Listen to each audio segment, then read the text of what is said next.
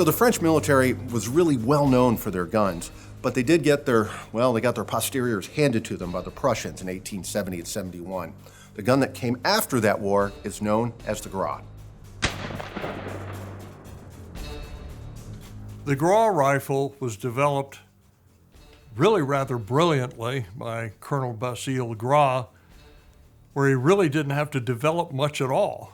All he had to do was come up with the suggestion that if the French were going to rearm themselves with a breech-loading rifle that had a self-contained metallic cartridge, why develop a new rifle when we already have the Chassepot, which turned out to be a nice rifle, but it doesn't fire that cartridge.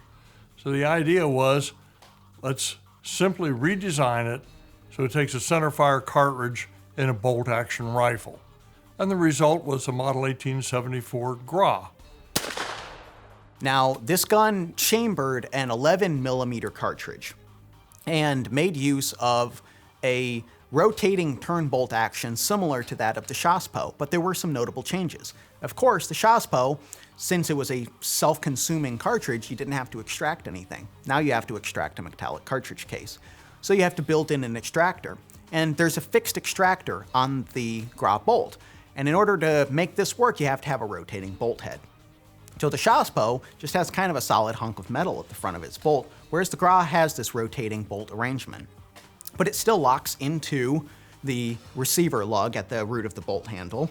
And one of the other interesting things that they change is the Chassepot required cocking the striker at the rear of the bolt in order to actually open the action.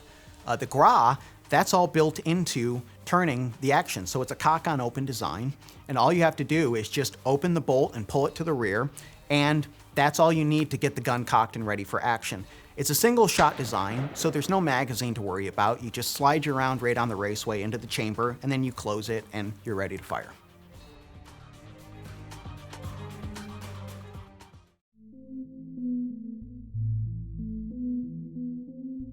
Yeah, the problem with Europe is there are wars all the time. So there was really a technology race when it came to military small arms in Europe in the back half of the 19th century. Most of the advanced militaries in the world had adopted some sort of self-contained metallic cartridge, typically single shots. You had, of course, the trapdoor Springfield in the United States, the Snider in England, and the Germans in 1871, they adopted the first Mauser, the Model 71, which was a bolt action firing a large bore metallic cartridge. So in this technology race, the French had to keep up, and the answer came in the form of the Gras rifle. This is an 11 millimeter, again black powder. There's no smokeless powder until 1886, a French innovation. So you have a single shot rifle that fires, a big yet pretty accurate 11 millimeter cartridge. The French guns are always superbly built. The Chassepots themselves were finished in the bright. The Gras generally had blue and brass work on them. Again, quality of the workmanship was superb. The Gras bayonet was kind of a slight departure from the French bayonets. In 1866, the Chassepot actually was fielding a bayonet that had been developed at least 20 years before, kind of a wavy-bladed, brass-handled thing. The Gras bayonet was a little more Spartan, had a wooden-gripped handle, and a very, very straight, kind of triangular sort of shaped blade, or T-shaped blade. You see lots and lots and lots of these for sale, surplus. As a matter of fact, as a kid, I can remember used to be able to buy these things for a couple dollars a piece.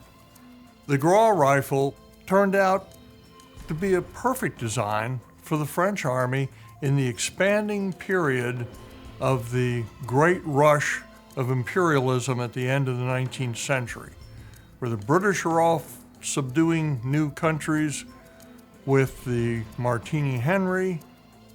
The Americans are conquering the West with the trapdoor Springfield. The French are off with the Gras, and they're in Indochina with it. They're all over Africa with the Gras. And it turns out to be a perfectly acceptable rifle until it's supplanted by the Lebel in 1886. The 1874 French Gras, it has a relatively, long service life of 10, 12 years. It was replaced in 86. But it was continued to be used all the way up through World War I, which makes it quite unique in the fact that it was so reliable and worked so well that it would be considered, a secondary standard arm all the way up through the Great War.